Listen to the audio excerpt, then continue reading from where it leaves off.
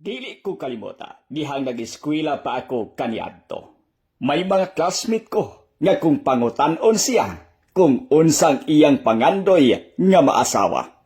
Sa walay pagduha-duha, motubag siya insigida nga bahalag maestra basta gwapa. Sunod dayon nimong madunggan ang agik-ika nga katawa. Siguro sa uban o sa lamang kini kabugal-bugal, diin mahimong sumsuman sa katawanan. Pero alang sa akong kasilatian, kini natinudan. Una tikang nakita, mibati kong kuryente. Simple nimong mga pahiyom, tamis ang dulot ni ini. Bisan pa man, 79 ra ang akong nakaya sa eskwela. Pero pasalamat gihapon ko, kay aduna ko'y gamay nga pagka kursonada. Nangulitaw ko sa imuha, ay, ulaw biyagin siya. Pero bahala na, matsambahan di ay, awa, pertigyong jakpata.